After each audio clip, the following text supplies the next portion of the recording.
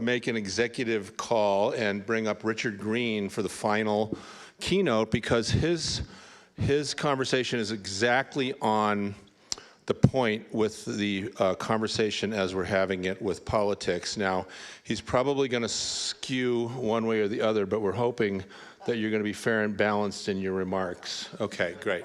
So I give you Richard Greene. I just want you to know, Chip, that I'm not going to be partisan, that even though I am registered as a Democrat, my heart and my soul is all about being a little d Democrat. I want for America as a democracy what the majority, the vast majority of Americans want. And the reason that doesn't happen more than anything else is because young people do not vote in the same way as older people. How many of you know the percentage of 18 to 29-year-olds that voted in the last midterm election? Raise your hand if you know. Because the media will tell you that it was a lot. Well, guess what? 27%. So every 18 to 29-year-old that cares about climate, that cares about women's rights, that cares about guns and democracy and all the other things that they say they care about, 2.7 out of every 10 of them voted. People 60 and older, about 60% voted. Mandela Barnes, who was running for Senate in Wisconsin, would have been the extra vote that we needed to overcome the filibuster to pass massively desired and important climate legislation in the United States Senate. He lost by 26,000 votes. So we have to at least double the youth climate vote because they're out there and they care. So here's why this matters, right? Young people are the secret to getting this done. And I couldn't care less if they voted for Republicans or Democrats, as long as the Republicans or Democrats that they voted for were going to vote for the environmental climate legislation that we all want. Sadly, the two parties seem not to agree on that, but that is another issue. So here's the key. Here's the math of what I'm talking about. Democracy is a mathematical concept. That's all it is. So politics is a game to get to the magic number to win. The magic number of America is 270. In order to pass any piece of climate legislation or women's reproductive rights or gun legislation or anything, you have to get in the House to the number of 218. Anyone remember that number? Like the last couple weeks, Kevin McCarthy couldn't get to 218, so he didn't get to stay to be Speaker. You need 218 in the House, you need 51 in the Senate. Now this takes a little explanation. Because of the filibuster, the anti-democratic filibuster, which would be unconstitutional, right, if we really tested it, you need 60. Now, I used to say that the magic number of America was 279, but there's no way in the world in this fractured political environment we're ever going to get 60 people to agree on anything. Certainly not anything controversial. We had enough votes to get to 51 with Kamala Harris to pass all sorts of things in the last session. But there were two senators that refused to create a carve-out to get those things done. You know who they are, right? Okay, Joe Manchin and Kyrsten Sinema. But you just need 51. And then, of course, you need a supporter in the White House to sign it. 218 plus 51 plus 1 is 270, which happens to be the same magic number that you need in electoral college votes to do what? To elect a president, right? So 270 is our magic number. So we were at 268. We just needed 2 more senators to pass incredibly beautiful, wonderful climate legislation that the House already passed, but we were stuck. So because we lost the House, we being people who are putting forth the kind of legislation we're talking about, trying to stay as nonpartisan as possible, Chip, we're now at 264. So we need 5 more supporters in the House to flip the House so that a Democratic Speaker of the House can actually put those bills on the floor. Then we need 1 more supporter in the Senate, right? Because John Fetterman won in Pennsylvania, and Democrats kept all of the senators, pro-climate senators, we were just one away. That's why Mandela Barnes was so disappointing in Wisconsin.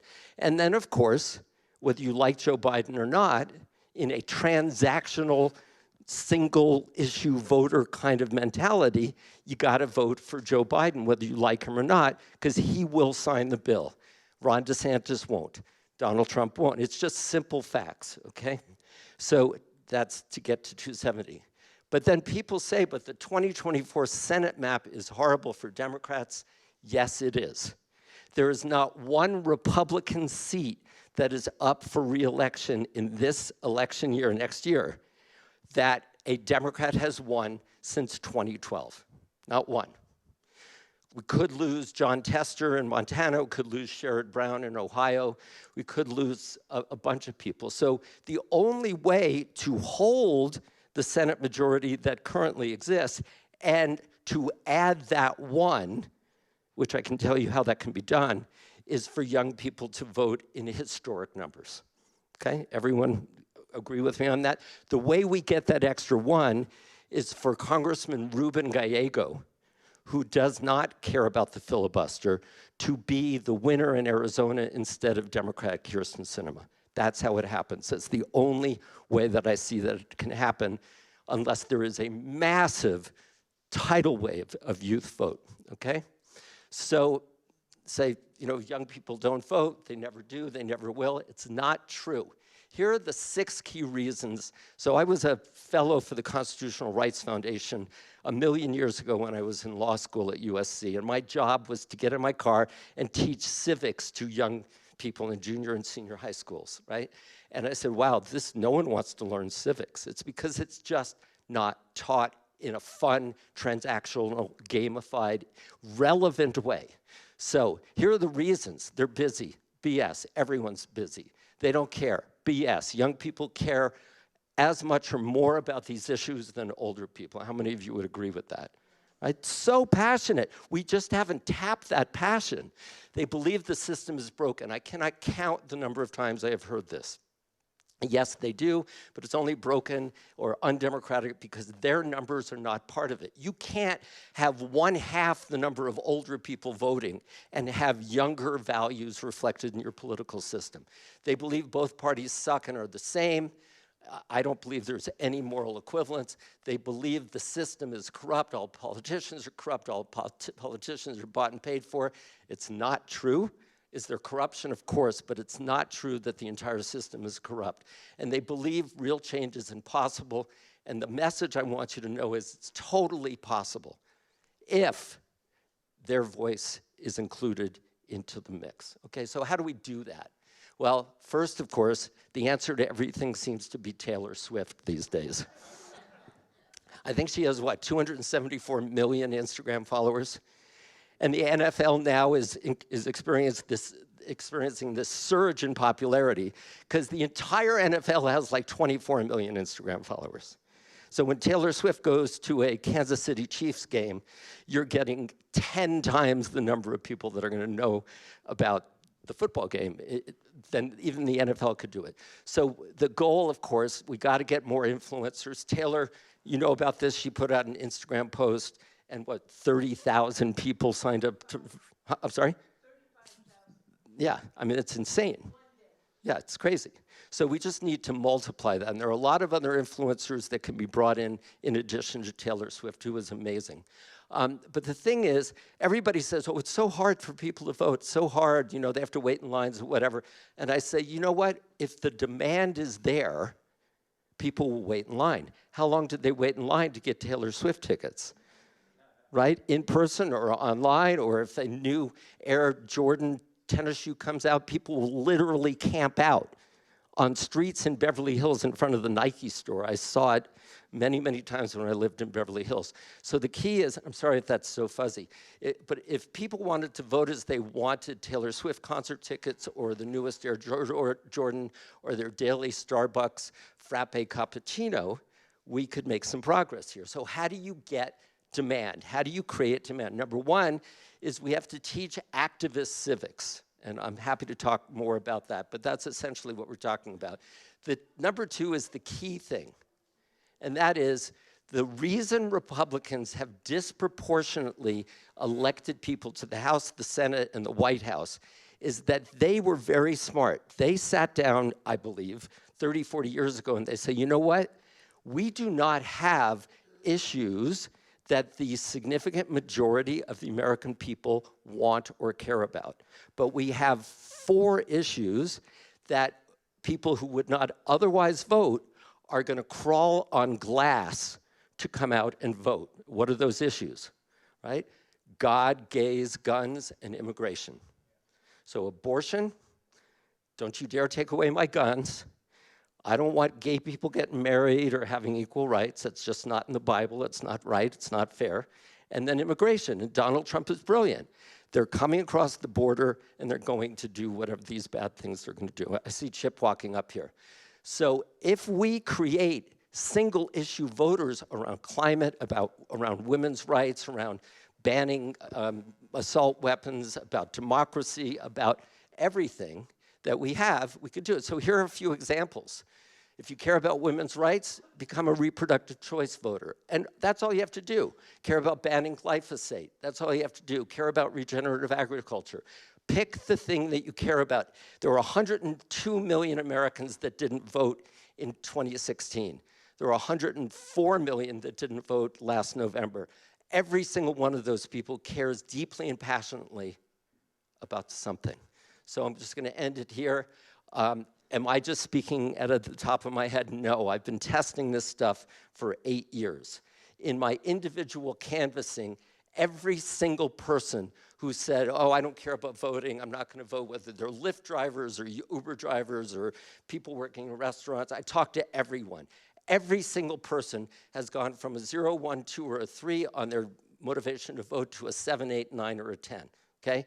Now, we've got to test it at a bigger scale. So last December, I did a written survey with 73 people who had not yet voted.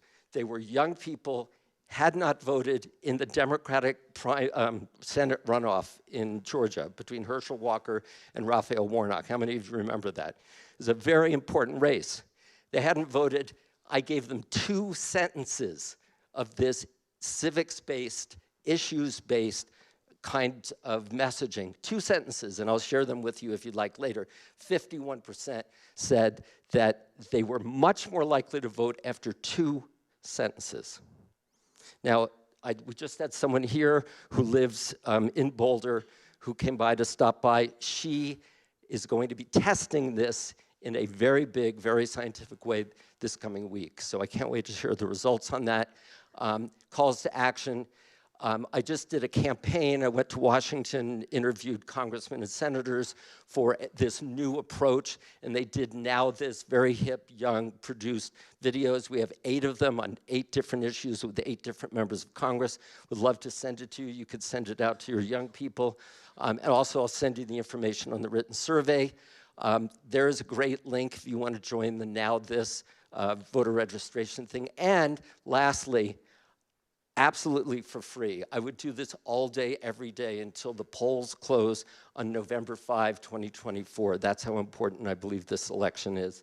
If you have an organization or a group of young people, even like 10 or 20 people go, oh, I'm not gonna vote, blah, blah, blah, blah, please contact me. I'll do an hour Zoom, and I promise you, at the end of that hour or even 20 minutes, they will be at least double their motivation to vote than they were at the beginning of the call. Thank you so much, Chip, for being a supporter of this. We can do this. We can do this. Young people can change the country and save the climate in our world. Thank you.